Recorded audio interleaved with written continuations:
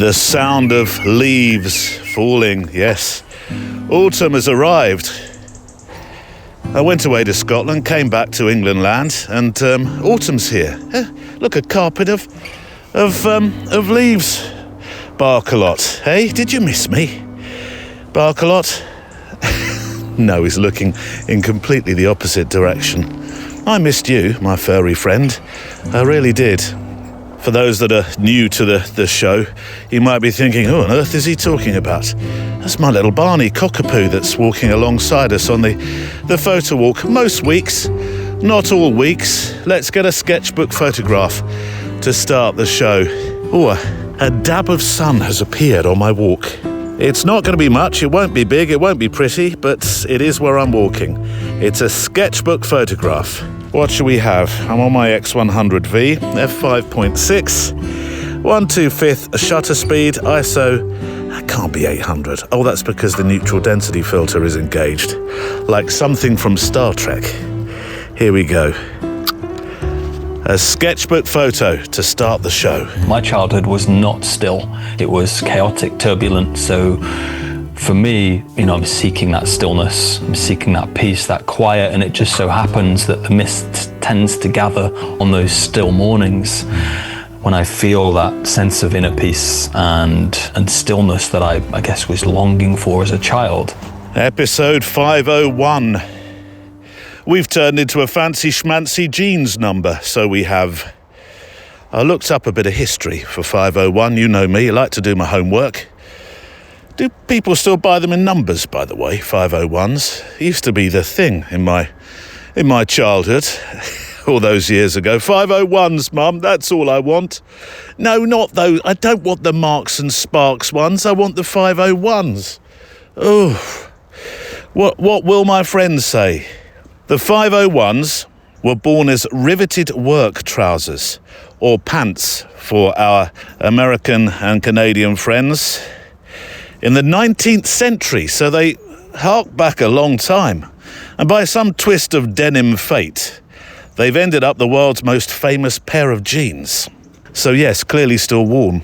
Although I'm not sure I want heavily riveted jeans when I'm walking. Surely they'd chafe. Come on, bark a lot. No, don't. Oh, he's rubbing in something already. No, don't do that. Oh, it's a shower for you. I mean, how many rivets are we talking about here? But 501, that's where we are, episode 501. And I do hope you enjoyed last week's 500th show. It's good to hear voices behind the letters, isn't it? And some who are new names and voices too. Not everybody who walked was featured. There just simply wasn't the time. But boy, what a time we had. And on that note, what a time we had in Scotland. I can't believe we're all dunded for another year.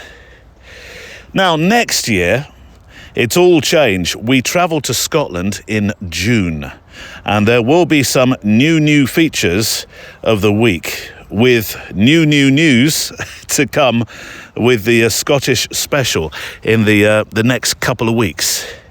I say couple of weeks because I did rather give myself a challenge with the amount that I recorded. It might be next week, but it's more than likely the week after. But it was a very special time, of that I can tell you. It really was. Some wonderful photo walkers. We had so many laughs as well. Some which I can share, and some, I know this is unfair, and I don't like it when people do it to me, but some I can't share. You just have to come on a Scottish photo walk with us. So, can I read you a few words from the opening letter today, please, if you don't mind? They are, not so long ago, I found myself drowning in fear and anxiety. Life seemed an angry sea, dark and cold, utterly terrifying. And against it I thrashed angrily and impotently, exhausting myself in defiance to its inevitability. Oh, so well written. I'll save the rest for the moment, but in essence, it talks of photography and the act of making pictures, the first letter does. Just walking with a camera and saying to the world, shh, stop your nonsense for a moment. I need to make a picture. I need to think.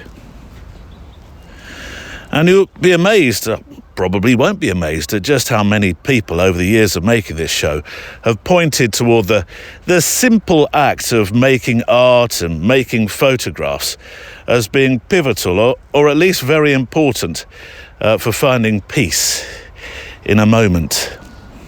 And my guest today, who, and I know Brad won't mind me saying this, who is not necessarily a name you may know or have come across yet, my guest has found this wonderful, secret, not so secret, over the last few years, that photography is something that's really very precious. And it's gone from being something he accidentally found when he borrowed his sister's camera to a blossoming profession that's healed him from the mental anguish of his childhood. And I know for some people now that might sound a bit woo-woo, but I think, as you'll discover, it's very true. And in particular, very true in his case. I do think that photography and art, making art, and Sean Tucker wrote a whole book about this, can really, if not cure, but certainly heal us from anxiety.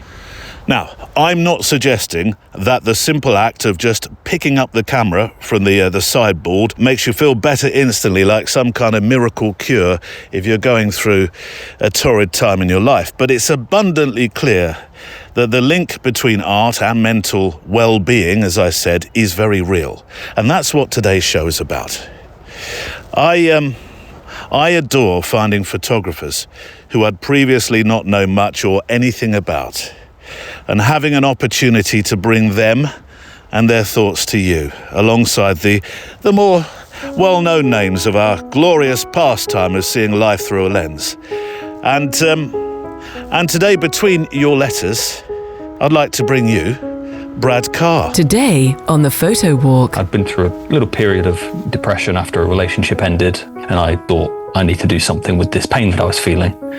So I picked up my mobile phone one day and took a picture of me smiling to the camera. I wasn't smiling on the inside. I've been somebody who's loved solitude throughout life, but really never silence, if that makes sense. I've always been kind of doing something in my solitude. I find myself feeling very frustrated with myself when I read back some of my essays and it's littered with I's, and I tense and I think, oh, that just sounds so horrible. I this, I that. And there's my nan at the other end of her life, and she's engaged in her imagination, and she's in wonder looking at these photographs, just pure childlike imagination. I think everybody has a big purpose, and many of us don't maybe get the chance or know how to explore that purpose.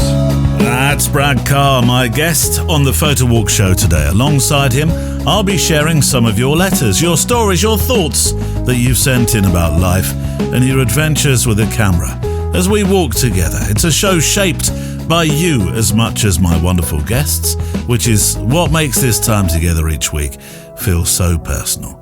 I'll peek into the mailbag in a moment just to see what's coming up. Before that, thank you, Patreon members of our community, our extra milers, as you're known. Every week there's an extra show available through Patreon that features the full Reflections series, Monday through Friday, and also another part of my conversation with my guest. Thank you also to my sponsor, arthelper.ai. They help you to sell your photos online. They make the posts and the mock-ups and the marketing emails for you.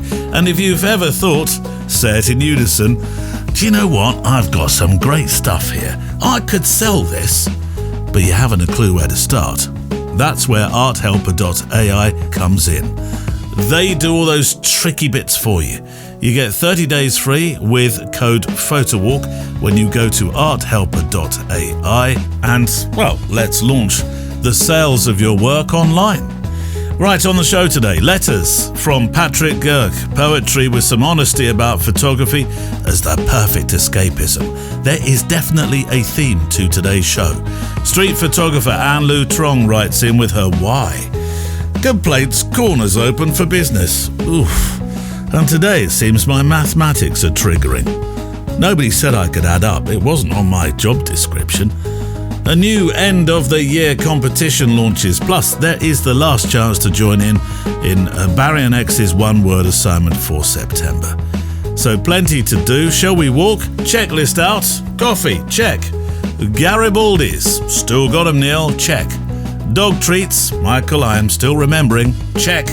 Walking boots, check. Some spare film or an extra SD card, check. Well, I think we're ready to go. Let's walk. The letters, the emails, the messages you share are what make this community truly distinctive. Your reflections on walking, creativity and photography bring a pause to all the noise in the world as we head out together, covering ground, making pictures to remember these paths that we walk. Whether that camera is a smartphone or top-of-the-range Clickomatic 9000 Ultra with automatic dog whisker detection, you are more than welcome on this walk together. And if you're not a photographer, but just like to take an amble with a world-curious bunch of people who like to record the world in pictures, 2 worlds in 1 sentence, see me after school, you're very welcome as well. The email address for the show is stories@photowalk.show. Stories@photowalk.show. Right, first letter of the next 500 shows. What, Neil? Really? Are you sure? Well, I'll give it a go. This one is from Patrick Gerke, a follow-up to a letter before called Studies in Grass. You might remember that letter. I did get a bit excited about it because I do like a letter with a title. We shared some beautiful pictures of Patrick's featuring grass, a reminder that beauty really is at our feet, isn't it? And in the breeze of our walks alongside rivers. Look, I mean, as I walk along this towpath here, just these beautiful long grasses. Although autumn now, they start to wilt and fade, and it becomes a very different picture indeed. So here's one from Patrick. Hello, Neil. Summer with our young children can be a cacophony of chaos and quiet. I quite understand. Rigour and routine war with lays and leisure, cutting one another down in turn. And so now, as we stand on the cusp of autumn, I finally write to express my most heartfelt gratitude. Well, what did I do, Patrick? I'm not used to being useful. My family remind me of that constantly.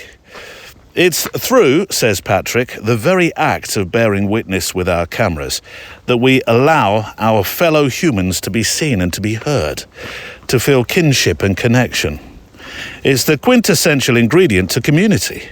And I can't thank you enough. My goodness, do I have to reach for the sofa of flattery to hide behind now? It feels like I might need to. And while I'm certainly grateful for your kind words in regards to my photography on your show recently, says Patrick, I am to this day overwhelmed by you taking note of that simple turn of phrase that's in my bio. This, by the way, is like the prose I hear on some of the feedback shows on the BBC. It's proper written nice, it is. Like my favourite humorist, David Sedaris, what he writes like. Have you ever read Me Talk Pretty one day? Let me put that on your reading list. Anyway, yes, your words on your bio, Patrick, they were truly inspirational. That's why I got rather excited about them. Let me read them. There's 1, 2, 3, 4, 5, 6, 7 words. Stand by. There's no rush. Everything is on time. I had to stop for that. There's no rush. Everything is on time. But yes, those words, says Patrick, really did save me. If not mortally so, then certainly in a spiritual sense. You see, not so long ago, I found myself drowning in fear and anxiety. Life seemed an angry sea, dark and cold and utterly terrifying. And against it, I thrashed angrily and impotently, exhausting myself in defiance to its inevitability. And then I found the camera. And through it, a world previously unseen, one brimming with beauty and joy and peace. But still I worried. Oh, listen to that, Patrick. Exactly at the right moment. I think they're all agreeing with what you're about to say. But still I worried, still I feared. Quickly I cast my photos upon an altar of angst and doubt, a sacrifice to secure another breath as I gasped and flailed. And then I heard those words, And I understood that I wasn't in control, but neither did I need to be. And this, dear listener, and other listener, is where Patrick's letter, I think, nails it. My role, says Patrick, in this life is not to steer it, but to savour it. Allow it to carry me wherever it may and delight in the beauty of the moment. When my children are half dressed and it's past time to leave, there's no rush. Everything is on time. And when my finances are stretched thin and things seem dire, there's no rush. Everything is on time. When I feel empty and uninspired, there's no rush. Everything is on time. I feel seen, and for that I can't thank you enough, says Patrick. In closing, I'd like to leave you with a poem of mine that I've titled Go North, as well as a few photos that I hope bears credence to my bio while I was going north. It feels like, in some respects, well, from me travelling north from where I live to Scotland, it feels like we've taken similar kinds of journeys. I think really I'm going to take some words when I speak to the accountant and the HMRC and say, look, my finances might be stretched thin and things are dire, but don't worry, I'll pay you when I can. There's no rush. Patrick says everything is on time. And I suspect they'll say something like, do you know what? That's fine, Neil. Crack on. Now, the pictures will be on the show page that Patrick's just referenced, along with the full poem. I am going to read a fair part of it, actually, but I urge you to go to the web page today, the show page on the website, photowalk.show. Go to episode number 501 under the episodes tab. You will see the words. Print them off and pop them on the, on the side of the fridge, or you could use them as a large bookmark, or print 10 off and hand them around the Pinstriped Express. Oh, right on cue, one's going by. Hold on, pups. Stay there, there's a cyclist as well. Morning, morning. Good boy. He's very good, you know, he doesn't chase cyclists. There was a period in his life, Patrick, where he did, but he stopped doing that. Good boy. Look, before I carry on, Patrick won't mind. This is when treats. Keith would tell me this. This is our dog trainer. He does a... There we go. Oh, good boy. He'd say, that's when you give treats, Neil, not when you're just being barked at. Good boy. What's that on your nose? Come on, let me have a look. I want to make sure it's not something that's crawling around. No, don't do that. He's saying, don't pick at my nose when I'm trying to eat something. All right, that's enough for the moment. Where were we? Yes, print them off and pass 10 round the Pinstriped Express. That should raise some eyebrows, but these are beautiful words, they really are. And I'm going to, I think I'm going to lean on my studio self to read the words in the peace and quiet of last night's 10 p.m.-ish recording session. Go north. Get out the door and go north. Or south. Go anywhere that calls to you, just as long as you go. There's a tension, a pulling, at the threads of your soul, as constant and certain as gravity itself. Follow it. Leave your mind at home. You'll have no use for it where you're going, and what you will find there can be neither coerced nor contrived. Instead, open your heart. Grant it audience to the aria that is life. Free it to be enamoured and enthralled, to be taken by the light, the contour, the humour, the sorrow. Find that moment, untethered and unshackled from the confines of expectation and belief.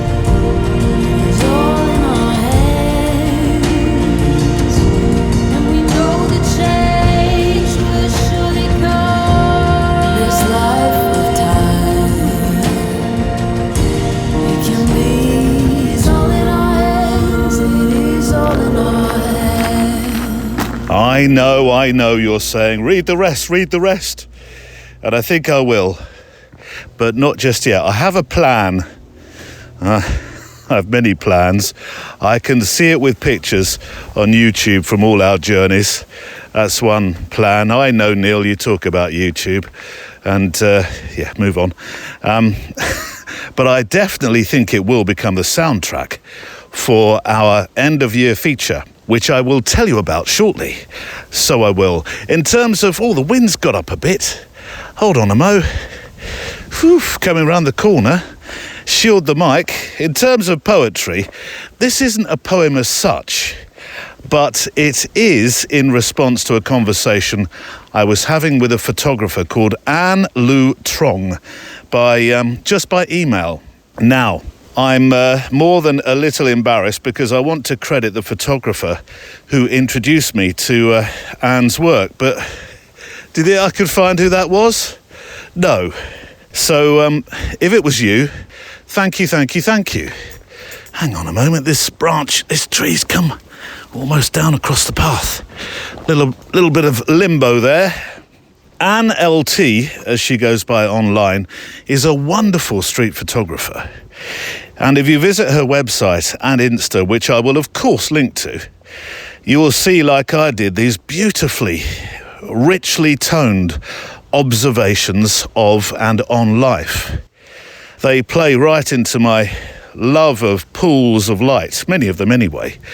Sometimes they're at night, sometimes in the height of day, but always pictures where you feel like somebody's been following the scene with an incredibly strong cinematic Hollywood kind of spotlight on a movie set. You have to see them to understand that. It just picks out the main player in each picture. It's wonderful. Easier to see her work if you go to the show page for episode 501. I know, it is. You're right. Yeah, okay, all right. I'd hoped to interview Anne, but sometimes some photographers aren't necessarily very keen to talk via the form that is interview, and that can be for all sorts of reasons. It can be because, some photographers are shy, sometimes it can be because English isn't necessarily their first language. It can be all sorts of reasons, but often they'll write back and say, well, is there anything that I could perhaps answer by email? And Anne did say that. So, I wrote back asking if she would simply give us her why, as is the theme of the end of many of our conversations on this show. She said in answering, I can't imagine life without photography. It's such an integral part of my being. But she added something that I think is quite poetic next, which is why I'm delighted to follow Patrick's poem with this. Although, before I tell you the rest of what she said, I need to tell you who Joan Didion is or was, because she'll reference to her. Joan Didion was an American writer and journalist, 1934 to 2021, famous for her sharp, clear-eyed prose about American culture and politics and personal experience. She's remembered for her cool, exacting style, her unflinching eye for detail, and her ability to turn the ordinary or the chaotic into something deeply revealing. So that's what I found on Dear Google.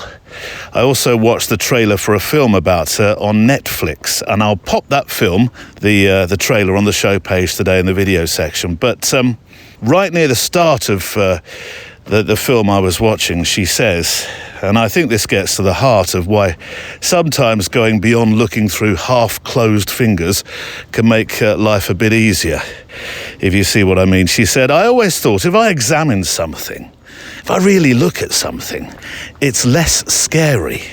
And I think that can work well, because sometimes when I've been a bit nervous about stuff, I've actually spent a bit of time reading more into the subject. And it does. That works. It makes it a little less scary. But anyway, from Ann Luu-Trong, this extraordinary photographer, she says the following. Joan Didion said, we tell ourselves stories in order to live. My photographs are those stories. They capture who I am, who I meet in the world as it moves around me. They hold questions, they hold beauty, they hold life.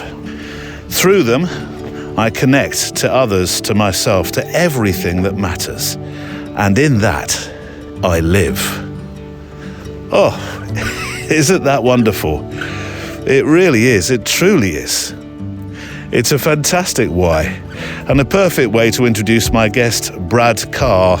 Now, I need to do a bit more scene setting and life setting before you hear part one, because, and it's my fault entirely, as most things usually are, knowing Brad's story as I did, I launched into my conversation with him and completely forgot to have him do the detailed scene setting behind this really important process that he's found of finding that photography is a great life and mental health leveller.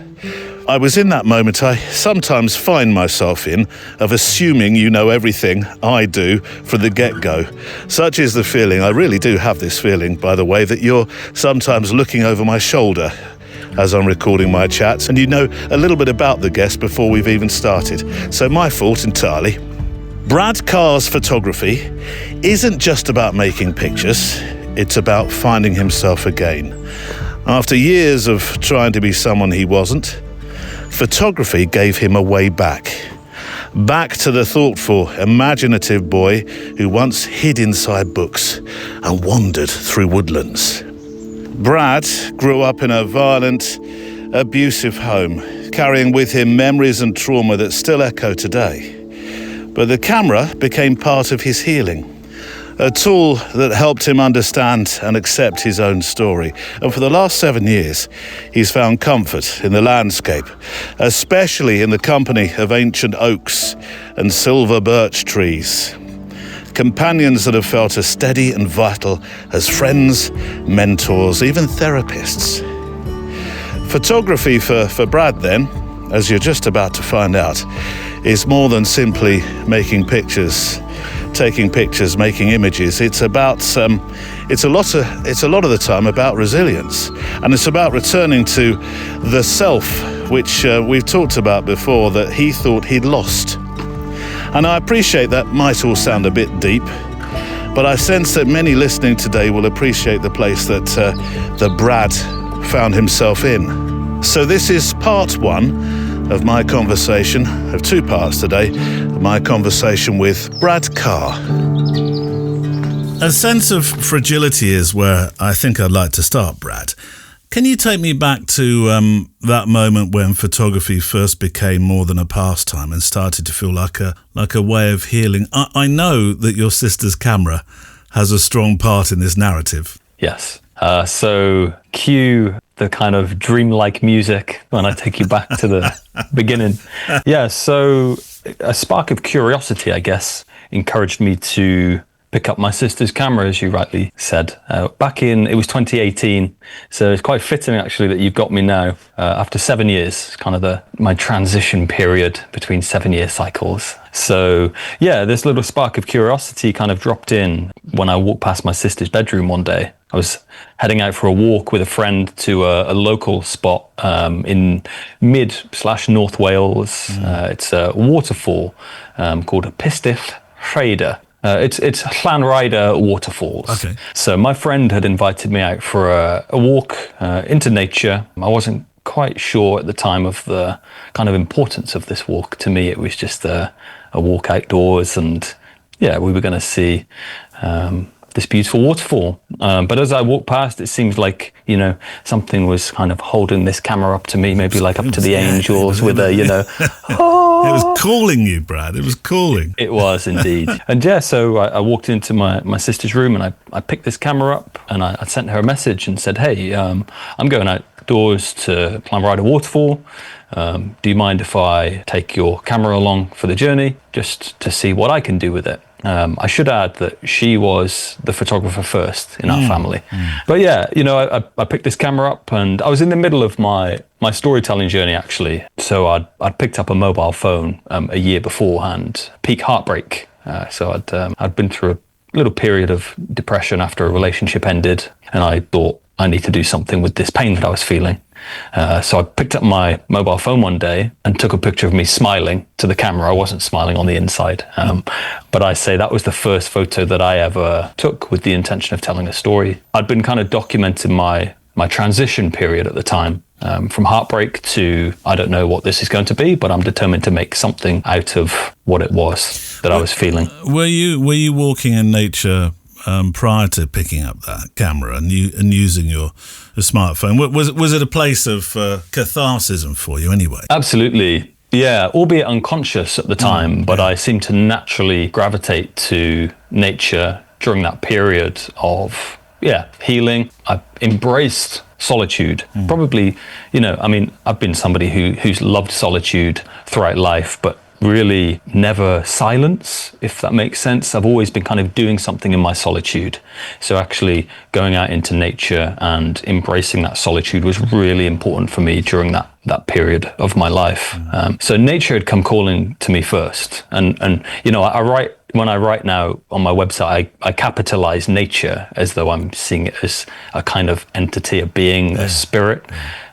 So I talk about kind of going into nature, because I'd been outdoors. Everyone has been outdoors in their life, but for me, it was a different kind of concept, going out there with this newfound level of depth, I guess, inside of myself, and maybe the kind of recognition of something that is deeper than, I guess, the three-dimensional human body. I want to come back to your childhood in a while, because that does play a very significant role in this whole thing, this whole creative journey that I know journey is such an overused J word, but I'm going to use it in this instance. But in terms of the time you picked up the camera, so we're talking 2018 going into 19, and then of course we all know what happens in 2020 when the world becomes much smaller for us. How did that play a part in the progression of your photography and your storytelling and the poetry that we'll talk about as well? I mean, that was in many ways a catalyst for me.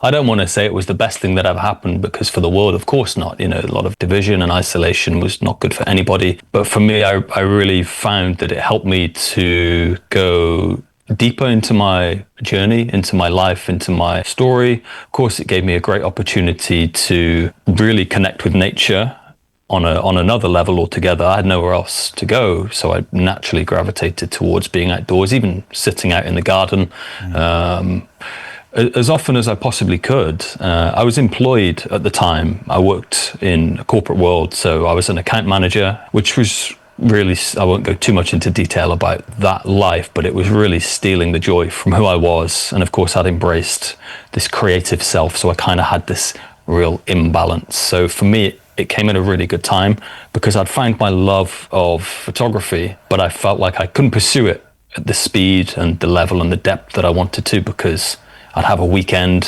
where I could go outdoors, explore, create, and then Monday would come and I'd have to go back into the office. So, when lockdown came and, what happened in the world happened, that was my opportunity. I was furloughed for, I think, 3 or 4 months. So I really had this opportunity just to fully immerse myself in photography, I'd write a lot through that period as well, of course. I've embraced my introspective side through that chapter and really started to dig deep into my journaling, which I'm sure we'll get into a little bit later, how important the writing is for me. So it really served as a catalyst. I do want to rewind a long way now back into your youth. You are, as you said to me right at the start of our conversation before we started rolling, as they might say, you said to me you are an open book, and your website certainly promotes that facet of you and who you are. Life wasn't easy as a child, was it? And that is an important part of this whole story, isn't it? Yeah, it's the foundation. What happened before things were in my control, and before I could make a conscious choice over how I interpreted those events. So it's formed who I am. The empathy, I guess, that really helps me to connect with nature, and also now in my work, kind of mentoring and leading workshops and working with clients or people, I should say, who have had difficult beginnings as well. So I talk quite a lot about how me and my partner, we love to have these kind of deep dives into psychology and formation. And, I talk about how I was formed in the fires, and I really believe that that's kind of sharpened my steals. But I think part of this story is about trust as well, isn't it? And this trust base you have or had with men and father figures in your life. Yeah, and I think rebuilding that trust with them, and in many ways myself through their mirror, if you like. And, you know, I think nature has really been the portal, let's say, to that repair of trust. And then, of course, these small steps where I'm coming and talking, sharing my story with people like yourselves and, you know, other hosts and interviewers. So your debut book, we should talk about Finding Light and the exhibition. They both carry very deeply personal themes, as we've already established, really. How did it feel to put something so raw and honest to the public eye? I mean, yes, you do feel comfortable talking about your life and your creative experience that you've had, but how does that feel? It was, in some ways, it's very polarized, actually, because in some ways it was incredibly liberating to package this story, this pain, this trauma up and turn it and say, like, you know, here's some beauty, here's something that I believe to be good from that. It was also, I guess, you know, for many years I carried a lot of shame about things that I've been through as a child. So to be able to kind of go back in and retrieve all of that and bring that into the light and say, it's all on show now and do with it what you will. I'm okay. I think the world needs it. I feel like I'm on the right path with what I'm doing and what I'm sharing, and it seems to be leading me to some beautiful places. Seems to me like a sense of service, actually, that you're because you speak to, which I do want to come to. You speak to classrooms, children. You speak to adults. You do mentoring. You spend time with classes in nature.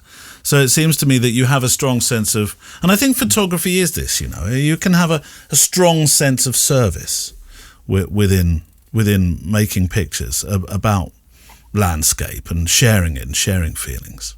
Yeah, I'm really glad that you brought that word into it, because service to me is the most important part of this. And to serve photography as something greater than ourselves, I mean, I think the human experience needs some level of service to something greater.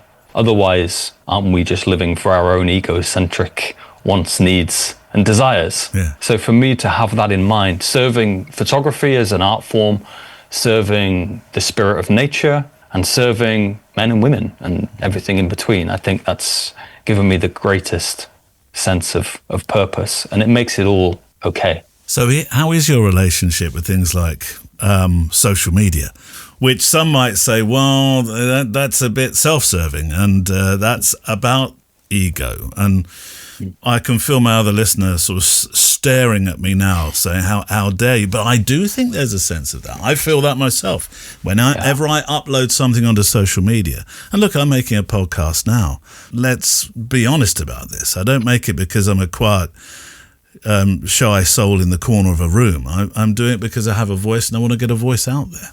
Yeah, I mean, I find myself feeling very frustrated with myself when I read back some of my essays and it's littered with I's, and I tense and I think, oh, that just sounds so horrible. I this, I that. And I could understand how some people might perceive that as it being a very kind of egotistical pursuit of, I'm putting this work out on social media. I'm putting my face out sometimes and talking to the camera, making videos. Even I feel like I'm self-absorbed, let's say, sometimes narcissistic. I don't know. It feels amazing for me to actually see myself in this position where I'm willing to talk. It does, because I know what I've been through, and I know who I once was, and I know how much I would hide from the world. So for me to witness myself growing and evolving and putting myself out there, it feels incredible. But also, amongst all of that, I know why I'm doing it, and I know it's for the greater good of humanity in many ways, because I wish to serve and I wish to help other people to achieve these same kinds of things, to heal in the way I've healed, and to transcend these negative, dark emotions. My childhood was incredibly fear-based, so I do this now with the absolute depth of service to that version of myself, to the child in everybody who's terrified in some ways of the world, the big scary world out there. This is probably a good time then to talk about your work with children, because you do go into classrooms, don't you? And I'm wondering what you do in there, because I know you're a writer, you're a photographer. We're going to talk about the writing in a moment. But what are you talking to young inquiring minds is how I like to describe youth. What are you doing? What are you teaching? What are you sharing?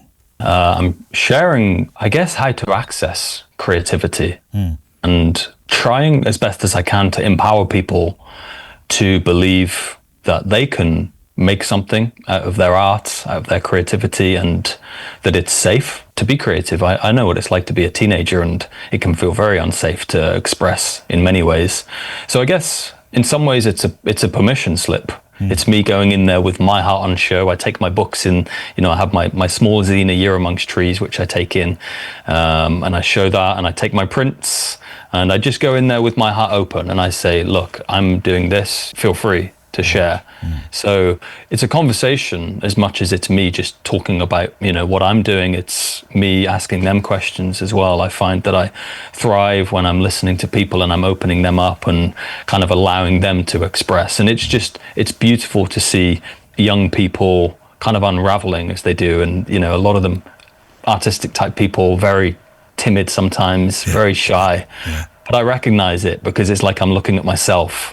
So I kind of know how to guide conversations to bring them out. And, that's how I want to spend my life now, is working with people on one-to-one in group settings to encourage expression and emotional freedom and all of those kinds of things. So it's layered with many different kind of things. Well, I want you, actually. Usually it's me reading the poetry, but in this case it's your poem, so I think it should be your voice. We'll come to one in a moment, but I'm intrigued by this writing, by your writing. I found of late, I've started writing, Brad, myself a lot more. I've always written. I've written scripts, I've written interviews, I've written small ebooks and things. But of late, I've really visited the writing that I do as something that guides my eye to a picture. For example, I've just been in Europe, and I found that what I was writing was guiding my eye more to a photograph than ever using my eye to find it, if that makes sense. What I'm hearing, what I'm seeing is guiding my writing, which then becomes the photograph. What came first for you? What was the evolutionary experience for you? Was it the writing first, or the photography first, or they married together at the same time?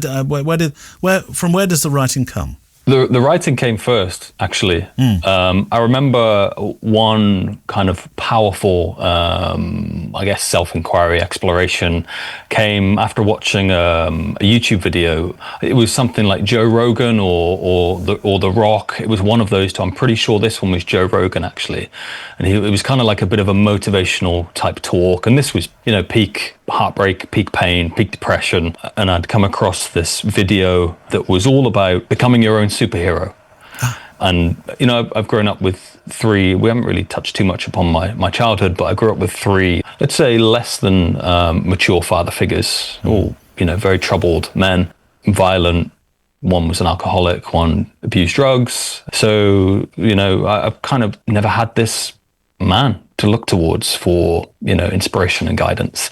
So when I came across this video, this become your own superhero, it really lit something up inside of my mind, where maybe it brought to my consciousness, my awareness, kind of this visualizing my future self. I think in some ways kind of always done it, because I've always looked towards older figureheads from outside of my family for a role model. But this really brought it to awareness, and I've still got the piece of paper somewhere, an A4 sheet of paper where I started to write down traits, characteristics that my future self had. And that really was one of the foundations for my self-exploration, self-discovery journey. I would then sit with my journal in the mornings and just embark upon some self-development. I suppose, thinking about it, that photo probably came not too far after that, so in some ways probably around about the same time. the photography and the writing. But the writing to begin with was more of a creative kind of expressive outlet. The photos were kind of a storytelling pursuit back then. What is journaling for you? Is it detailed, complex writing could easily be found in the pages of a book, or is it notation form? Or I'm always intrigued when people journal to find out what journaling means to them. The pages, to me, they're a mirror. I love that question, by the way, because we perceive journaling as like, oh, we all journal, but it is very different, like you say, for different people. For me, recently, it's become more of like a stream of consciousness style of writing. Are you familiar with that? Yeah. So you put pen on paper and it just goes. Yeah. You don't stop. I don't stop. I just write whatever's in my mind. I mean, it's kind of been that for years, but it's danced between that and then sometimes some structured essay writing or some foundations of essays. Occasionally it will be some note taking, like words will come to me, particularly when I'm sat outdoors in nature, maybe if I've done a meditation or some breath work, or I'm in a particularly beautiful place, or I've been through something like, profound, like an experience. Certain words will come. So I'll just note those down, and they don't always turn into something, but I think that the act of writing these things is powerful for getting to know who we are, for self-awareness, for bringing them out from the mind and into the conscious, into the three-dimensional world.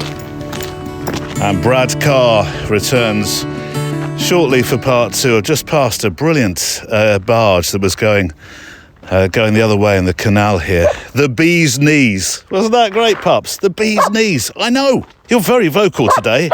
Too vocal. Calm it down. Shush. Shh.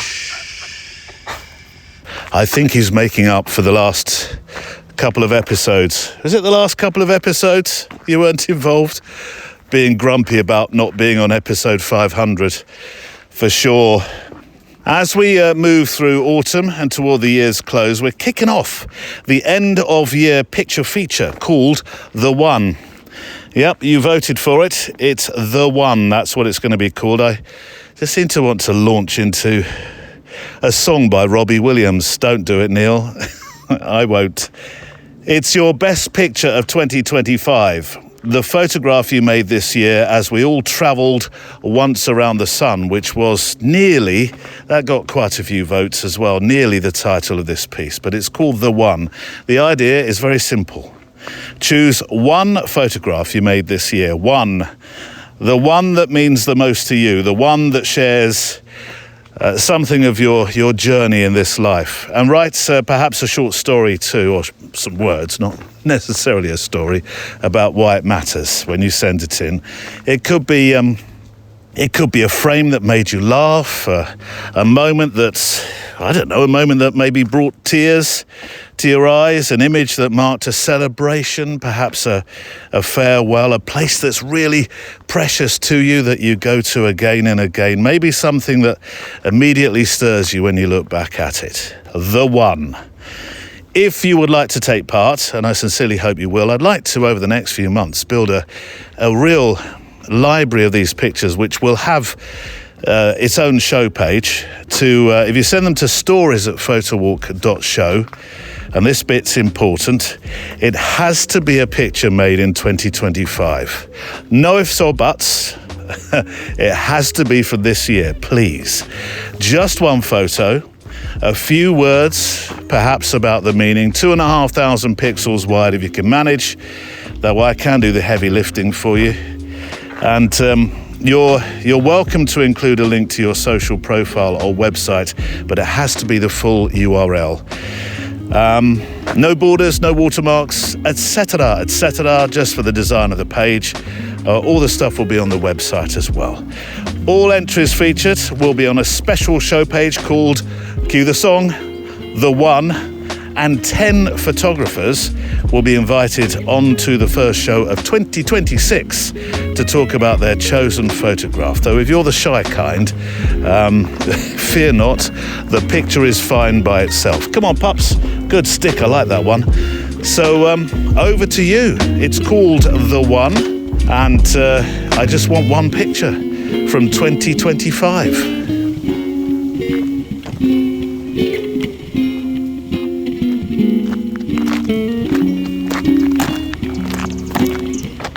Here's a fair few aircraft in the sky for this early in the morning.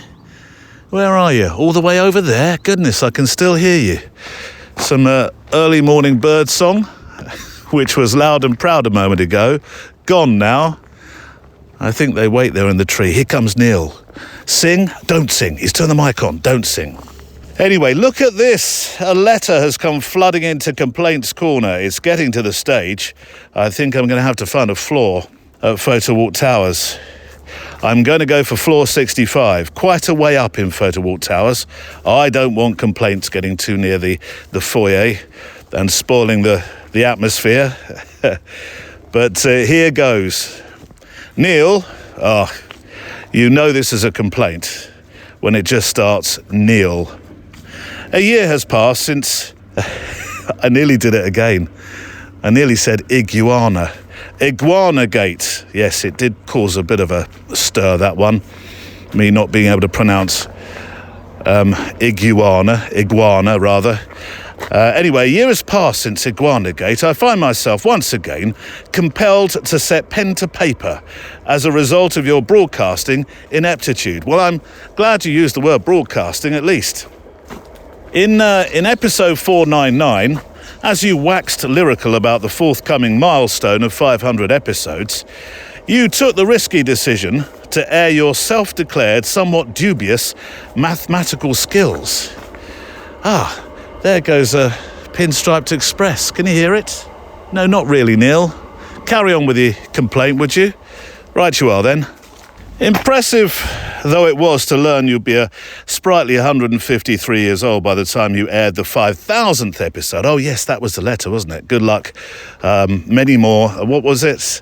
Here's to many more until you get to 5,000. You rather spoiled the moment by declaring the year would be 2021. Yes, I did the maths, or so I thought, so I could work out how old I would be if we got to 5,000. As your other listener no doubt also realised, the year should of course be 2121, not 2021 as you said.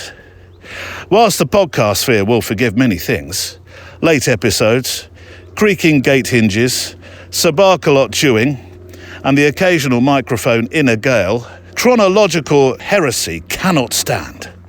So to avoid future distress, I propose the following remedial measures. This sounds like somebody at school that I knew. Remedial measures, boy.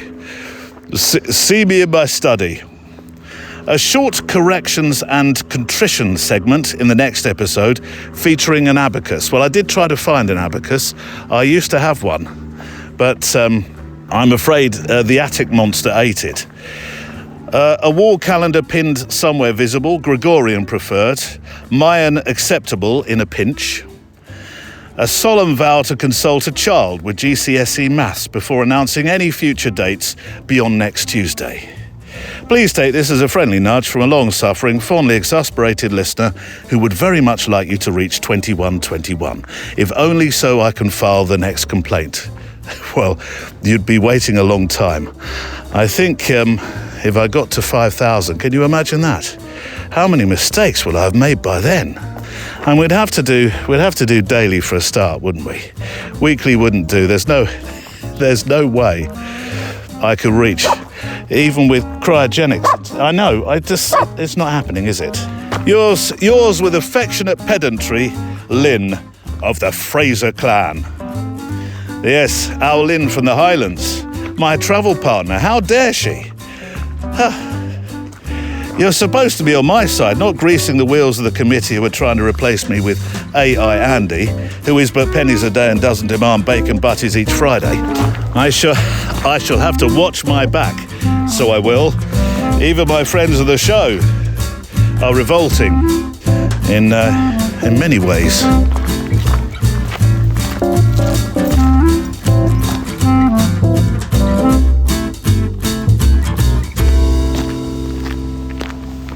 It's the Photo Walk show of a Friday. Me with my my camera, and the letters that you send in. You hopefully with your camera, although I know not always. If you'd like to send in some thoughts about where you've travelled, where you've journeyed, where you've adventured, then stories@photowalk.show is the email address. stories@photowalk.show. Right, one word assignment time. Now, here comes your challenge for this month. I'll tell you how you can take part in a moment. This is the last call for this one, as we're already tapping on the door of October. So we are. October. Are you about to say, where did that month go? I could just be. So it's set by Ibarionex Pirello, he of the Candid Frame. What is our one word, sir, for the challenge? First word that comes to mind is patience. Is patience in terms of how you technically make a photograph or find a subject, or how long you stay with a subject? It could be all those things. All those things. I know how I kind of apply it in terms of my practical making of a photograph, because it involves a lot of patience. You're patient. Yeah. Oh, when I'm making photographs. But, all three variations that you created there could apply. So, and if someone can actually make a photograph that kind of reflects what patience may look like, that would be very interesting to see as well. How can you evoke patience in a picture?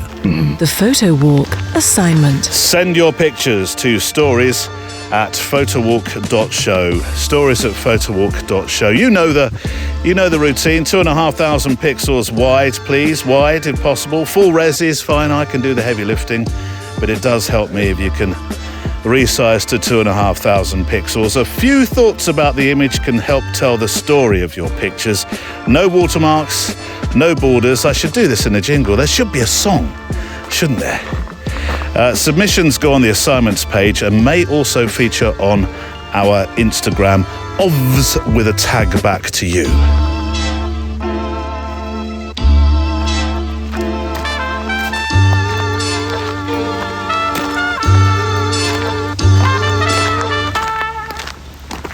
Next year is a wonderful year of community photo trips and adventures. I was looking at the calendar for 2026. When are we going to get a chance to record the show, pups? We'll manage. But it's super. We have India in March, Scotland in June, the English camping weekend in June. Yes, I know, webpage was supposed to go up on this one. I'm a few days late. Mongolia in September, and now Venice in December. More news that is to come on that one. A full calendar. You can find links to some of those on the website, or some of these on the website. More to be added in the coming weeks and month. Scotland, England, and Venice in particular. A few words about India, which is in March. Cue music that makes you dream of Indian days and nights. Imagine walking down streets where history hums in every cracked wall and riverbank, where saffron robes drift into dawn light and steam rises from the chai stalls like whispered stories. Oh, we're getting poetic, pups. That's Kolkata and Varanasi, places for your lens to feast upon. Join us on our Kolkata and Varanasi photography adventure, 7th to 15th of March, 2026. Pop them in your diary. It's not a whirlwind photo tour, but a slow, thoughtful immersion into life, ritual, and the unexpected moments in between.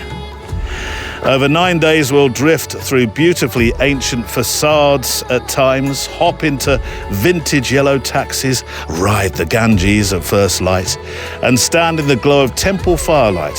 To mention storytelling in the brickfields, visiting one of the world's biggest and most important flower markets, all while learning to tell stronger visual stories with the help of journaling and sound too.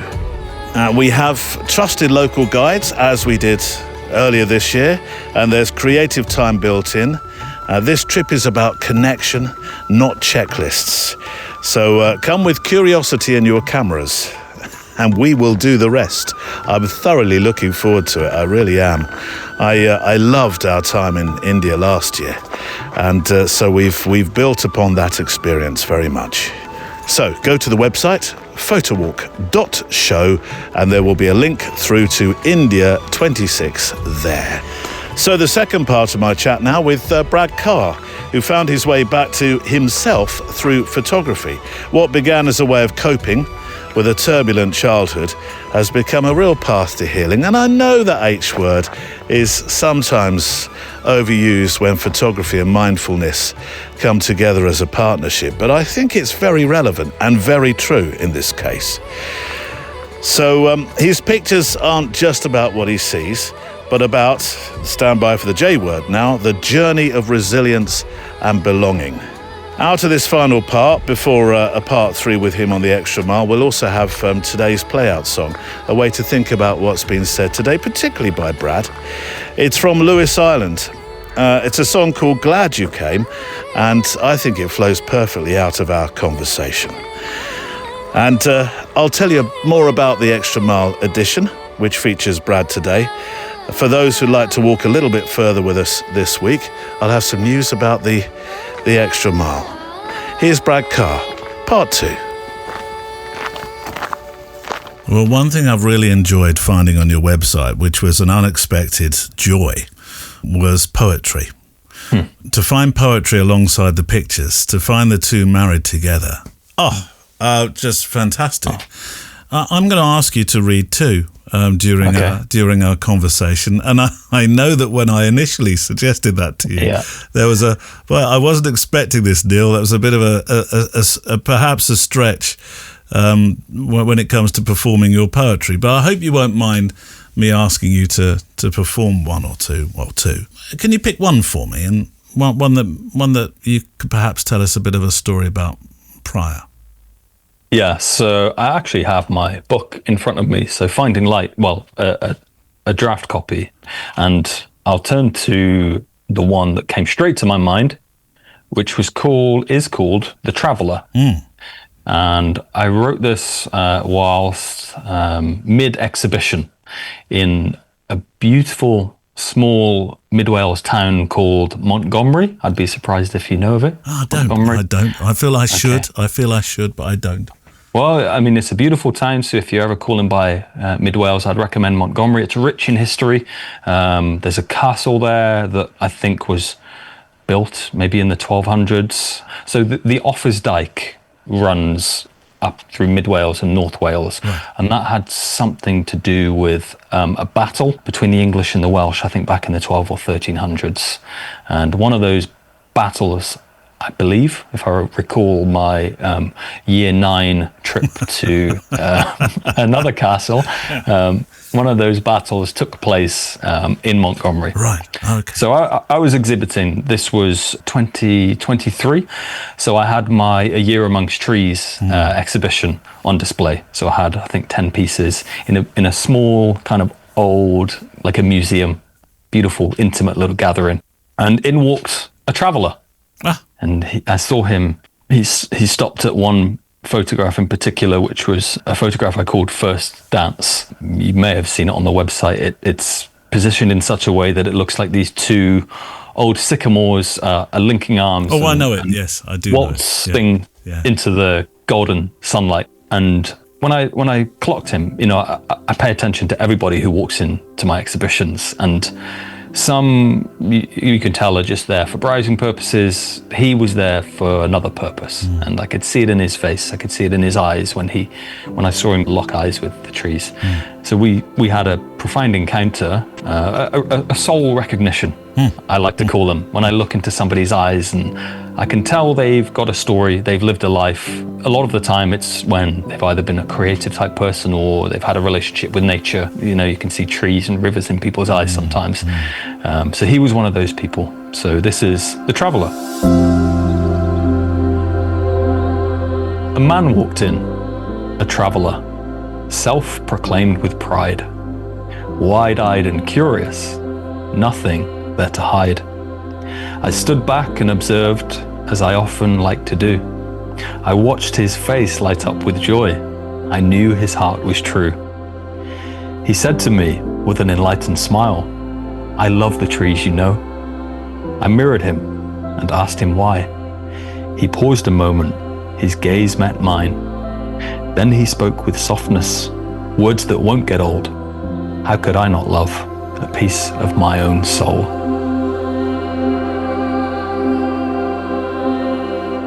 I'd like to know a little bit more about the importance you place on a conversation with your nan. All nans are important, but there's a particular importance that you've placed to a conversation, a chat you had with your nan, which is something featured in the book. So clearly I don't want you to tell the whole story necessarily, because I want people to buy your book. However, having said that, this story I think you can share. Yeah, well, I mean, this was perfect because actually the photograph that I referenced, First Dance, was created, I believe, in hindsight, as a result of this Boxing Day conversation with my nan. My late nan now. She actually passed away a few years ago. I can't remember exactly how many years ago. But yeah, so this was Boxing Day. I think it was 2020. Yes, it was 2020. The year my love of photography really took off, and I'd been away.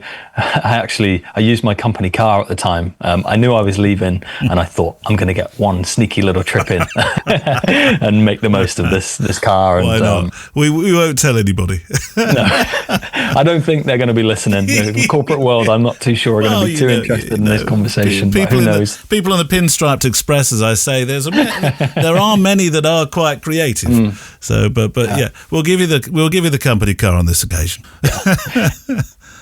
So yeah, I'd hopped in my company car and I'd travelled up to the Lake District and Scotland. Oh, beautiful! My first big adventure as a photographer, and I'd kind of gone to photograph some of the touristy popular spots: Ashness Bridge in the Lake District, the Old Man of Storr up in Scotland. Ooh, yes, beautiful locations.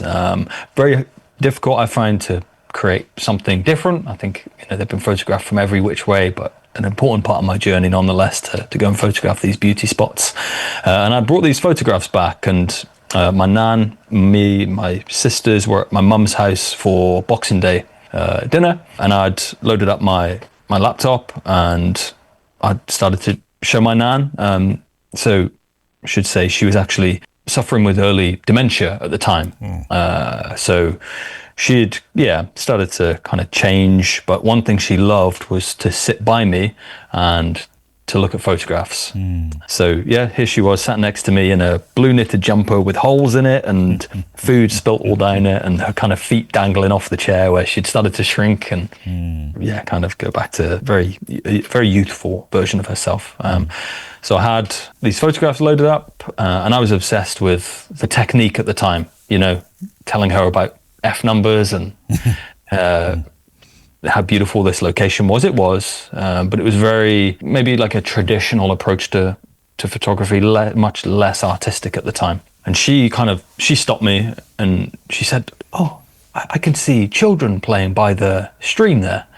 And walking along the road, I can see mum and dad." And I kind of looked at her like she'd maybe been going out for a sneaky smoke on something after the Boxing Day meal, and I was like, what are you talking about, Nan? No, there's nothing there. These are my pictures. That let me have my moment to share. I was quite protective of them at the time, maybe a little bit more identified with my ego back then than I am now, as we talked about before. And then I'd loaded up the Old Man of Storr, and I showed her the scale, the geology, the fascination with the rocks. I'd loosely studied geography in university, although I was more interested in where the pubs were back then than in actually studying geography. So, I started to talk a little bit about these rocks, and she stopped me again, and she pointed to the screen. She said, "There's faces in the rock. There's a woman." And again, I'd kind of looked at her with this funny look. This time I'd zoomed in kind of to humor her, and lo and behold, there was a face in the rock. And as I've zoomed in, she's pointed to another one, and she said, "There's another one. It's a man and a woman. It's a couple." And I kind of had this little moment of, maybe my nan isn't so crazy after all, because I can see these things now. My awareness had been brought to them. I didn't think too much more of it at the time.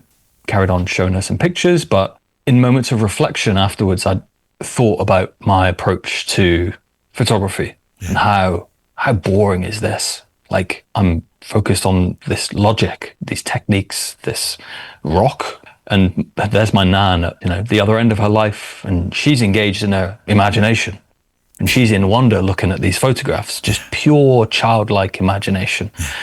And I thought, I'm working. I don't think I'd handed my notice in by this point, or maybe I had, but I was working this job, and I looked and thought, okay, so we begin our lives in this pure childlike state of imagination and wonder. We're in the now, in the present moment, fully immersed. And obviously we end our lives in that state. And I thought, what the heck is happening in this in-between stage for me? I think it was as little as maybe a month later. I think it was the end of January, maybe February time. I came back after a photo shoot in the morning fog, and I had a photograph of 2 trees dancing through the mist into the golden light. And a couple of weeks, maybe 2 or 3 weeks after that, I had another photo of another tree on a stage. It's called Limelight. It's a black and white photograph of this bleak landscape and this old tree that's standing alone in the field, kind of just with its bare branches reaching up to the heavens. And I called that one Limelight. It was as though this tree was on a stage, and it was kind of reflective of my own inner world. That was a point when I'd quit my job and I pursued my passion. I said, I'm going to be an artist. I'm going to be a photographer. I'm going to make something of this. And then I start to see reflections of, I guess, myself on my stage of life in a photograph. So that really was a profound conversation with my nan. It was. Nature clearly plays a huge role in your work, obviously.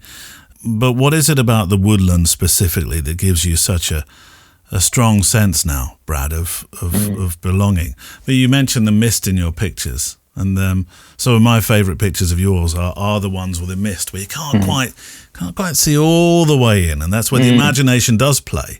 I'm terrible with my imagination in the mist. And a good friend of mine, Mally Davis, who's a fantastic woodland photographer, is constantly saying to me, you must go into the mist, you must go into the mist. But there's part of me thinking, well, I don't know what I might find in the mist. I'm not quite sure if I'm ready for the mist. Your pictures, they do exude this wonderful sort of, well, sometimes they're quite melancholic, having said that as well. Yeah. Well, thank you for your enthusiasm about my misty woodland pictures. Well, I am. I get very enthusiastic about the mist. I think, melancholic, I think, is a word. Mystery, kind of mystical feelings. I think the misty woodland, firstly, you get mist on still mornings. My childhood was not still. It was chaotic, turbulent. So for me, I'm seeking that stillness, I'm seeking that peace, that quiet, and it just so happens that the mist tends to gather on those still mornings when I feel that sense of inner peace and stillness that I guess was longing for as a child. I would say also it's kind of womb-like to be enveloped in that mist, and to kind of have this, I guess it's kind of reflective of the inner sanctuary that I have created, this feeling of, being here very close to myself. That's how I feel when I'm in these kinds of woodlands, when you can't see the outer world. There is no outer world that exists at the time. My mind everything is here. I'm incredibly present. You're in the sea during those mornings. I'm absolutely in it. I'm immersed in it. I can't see anything. My ears are, tuned to the moment. So it's safety, it's peace, it's stillness, it's everything. It puts me in touch with something else, something sacred, something numinous. I don't tend to call it God, but there's something more to it for me. You've done something with your photography that in many ways, you've done something reasonably briskly that many photographers don't do, and that's to exhibit, and that's to make a book. I don't know what the reasons are for a lot of us who don't exhibit, although we think, I'm sure I've got something there, and we don't make books. But you've done both, and I would assume that's something that you encourage in others. Yeah, I wouldn't have beforehand, but the process of making, firstly, A Year Amongst Trees, which was a tiptoe into the world of making physical products. So I produced that in a couple of months, but the process for me was profoundly life-changing, I'd say now, completely life-changing. I guess the process of refining and accumulating work that meant something to me was, a huge lesson in what do these actually mean? You know, like we can go on taking pictures, but what purpose are they serving? Beyond sharing on social media, getting some dopamine, which is great. It's lovely, nice sometimes, but you know, that for me anyway, there has to be something beyond that.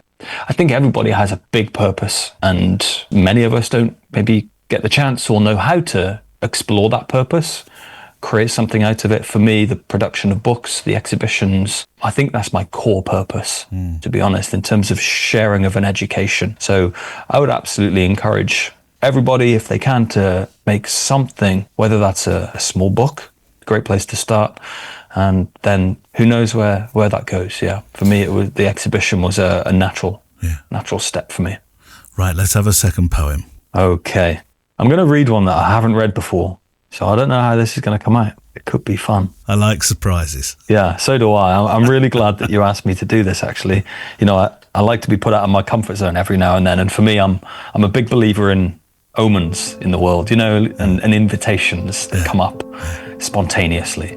So this is one called Erari, and Erari translates as Snowdonia. Snowdonia, yes, of course. In Welsh. Yeah. I have heard you in my ear 1,000 times over, whispering which way to turn next.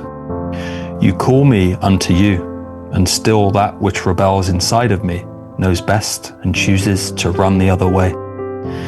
When I rest my weary body and close my eyes at night, it is you that I see, your long limbs contorting and bending around the silent water's shores, your flowing curves silhouetted and sheltered by the cool evening moon that rises from distant lands, illuminating your vast expanse. When the moon becomes full, I will follow my heart, which leads me straight to you, Erari. Photographing a feeling.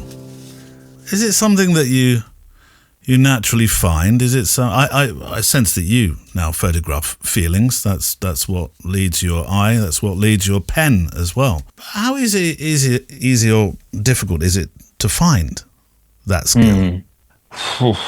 I can speak from personal experience. I don't know how easy it is for everybody, because not everybody's had my experiences in life. Sure. Experiences which I guess naturally led me inwards to my inner world of feelings. You know, I naturally became a very sensitive person. I think I came here a very sensitive person into the earth and stayed in touch with that to a degree. So feelings for me are something that I've always been in touch with. For other people I know, I led a lady around Erari, around Snowdonia last year. She came over with her partner, and she had a very difficult time accessing the emotions. She had been in the other side of her brain for many years, logic. She was a dentist, but she felt drawn to come with me because I guess she could sense the polar opposite in me. Yeah. And she wanted to explore that side of her mind, that side of herself a little more. Now that I think she'd retired, so it kind of felt like it was the right time for her. We had a great time, and I was posing questions to her that don't think she was so used to answering, you know, and kind of topics of conversation. I guess things were just resonating in a different way. So, you know, for somebody in that sense, a lot more difficult, I think, than how it came for me. She left very happy with the work she'd achieved and with the challenge, I think, that she felt to access this different place within herself. But that really opened my eyes to, you know, I guess for a little while I've been kind of absorbed in my own creative process.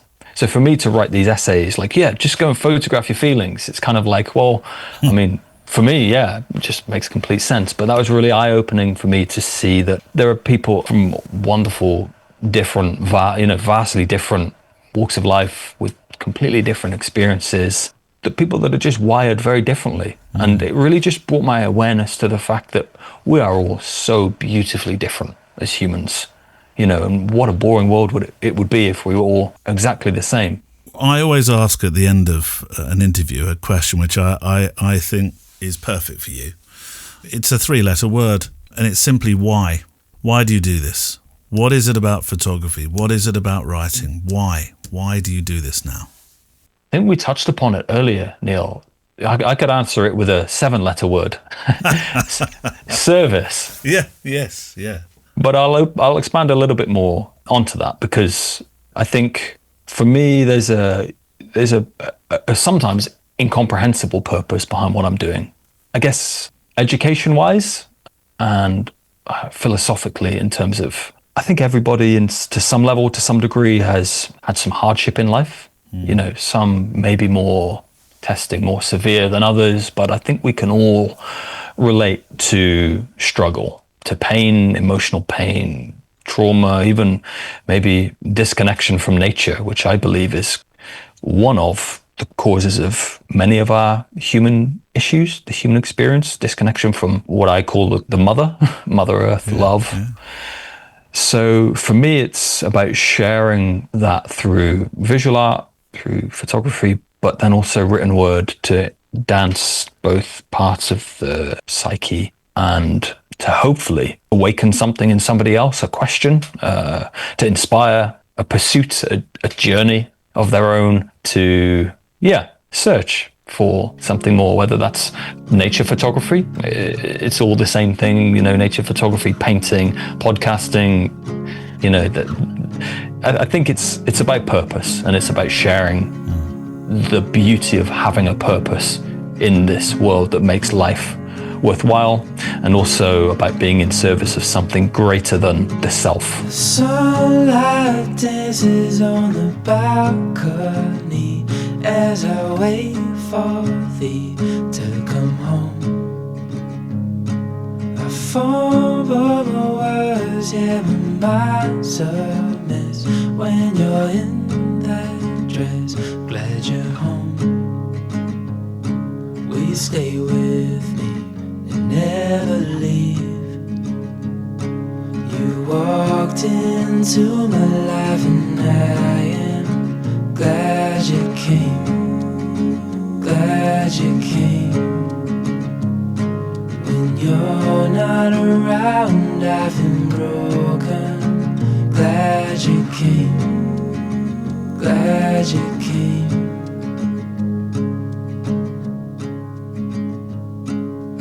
I was lost till I fell in your eyes, had me wondering why I feel like home. I hold you close so you're by my side till the end of time. Before we go, will you stay with me and never leave? You walked into my life and I am glad you came, glad you came. When you're not around, I've been broken. Glad you came, glad you came, glad you came, glad you came, glad you came. I'm glad you came.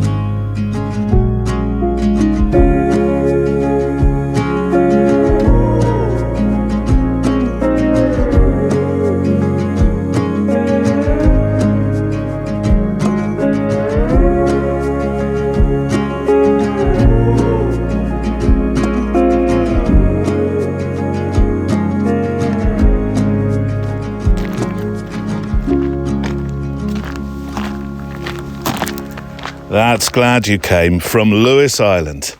Perfect song for some more thoughts today as we walk along our paths together. Come on, Pops! He has been very vocal today, isn't he? I tell you, he is a bit grumpy. He was when I returned from Scotland. It was like, yeah, here we go. Come here. Too much talk on the show today. You'll have Lynn from the Fraser clan complaining about dog noises and stuff. There we go. Have yourself one of those. Hey, there we go. Another one. Nice. Very nice indeed. That's enough. Don't look at me like that. Yeah, he was a bit grumpy when I got back from Scotland. Where have you been? I wasn't on the 500th episode, and then you disappeared. What was all that about? And that's it for today. So if you can't wait until next Friday and want to walk a little bit further, then that's what the Extra Mile editions are all about. The Extra Mile is our Patreon channel where you can help support the show. I think it's episode 157.